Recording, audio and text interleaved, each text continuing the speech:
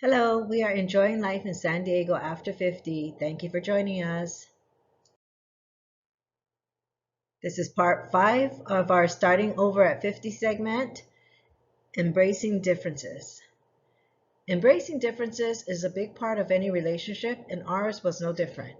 He says trash, I say rubbish, tomato, tomato. We are who we are. It's trying to make our differences work that makes it comical at times. Difference number 1, the task of doing dishes. This sounds like it shouldn't be all that important, but growing up in an Asian household, we didn't have a dishwasher, so I don't quite understand the concept behind this machine.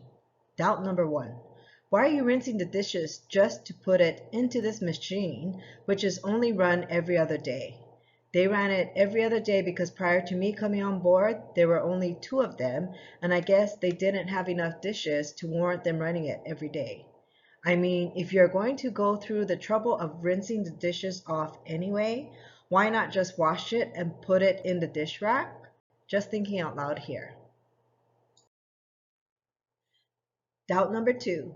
Because you only run the machine every other day, what exactly happens to the food particles, no matter how minute they may be, if you just let the dishes sit there for more than 24 hours? I just don't believe that any machine is capable of getting any dish spotless without actually scrubbing it. Again, just thinking out loud here. Doubt number 3. We don't have enough dishes to just leave dishes in the machine that long. Need I say more about this? Doubt number 4. How is it that the machine, which has multiple cycles, use less water than washing the dishes by hand? That just seems to defy the law of physics, in my humble opinion. Resolution: we now wash dishes by hand after we are done using them. Our dishwasher has become an ornament for space keeping. Difference number 2. Laundry. Issue number 1. If you only do laundry every 2 weeks, that just does not work for me, period. Issue number 2, we need to change and wash the bed sheets every week, no exceptions. Issue number 3, work clothes, except for jeans and delicates, should not go into the dryer. It should be hung to dry. Issue number 4, laundry should be done and put away right after it's done. The dryer is not an added storage place for clothes. Resolution: I do all of our laundry. Difference number 3, food. This was a bit more difficult since we were brought up differently. I am Asian, so I love Asian food, while my husband is more of a meat and potato kind of guy. He also claims to have all sorts of likes and dislikes, but I think a lot of it is just the thought of the food and not the food itself. For example, he claims to have a mortal dislike of mushrooms. He just doesn't get that fungus thing. But a couple of years ago, we had a 99 Ranch store open up here in Chula Vista, and they have a Chinese bakery in it. We stopped by and I bought a couple of their savory bread slash pastries, which had ham, cheese, garlic, and such tiny pieces of mushrooms in it that I really didn't think he would notice them.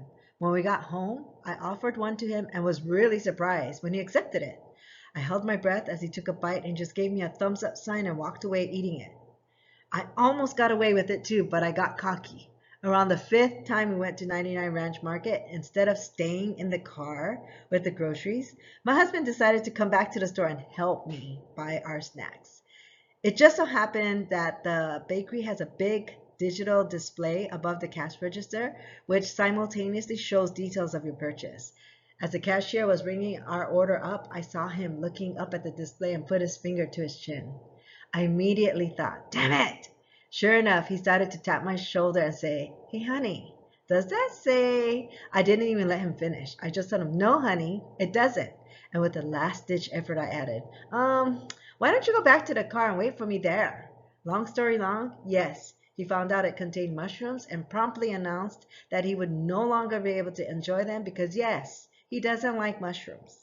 I tried to reason with him that he actually might like mushrooms, but he now has trust issues whenever I try to have him try something new. Oh well, tomato, tomato, we are who we are. I'm kidding about the trust issues, but he is very skeptical now whenever I ask him to try something new. But he does try them, so kudos to him.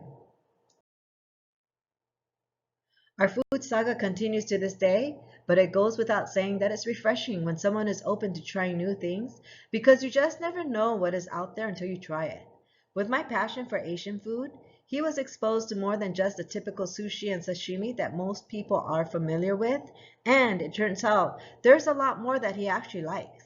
The lessons of this segment? Yes, there's two. And the first one is, if you don't like how it's done, then be prepared to do it yourself. Otherwise, accept it as it is. The second one is, don't knock it until you try it, because you just might be missing out on things you actually enjoy. We will continue with more on our food differences, as well as other issues, including raising our puppy Mayu. Thank you for watching.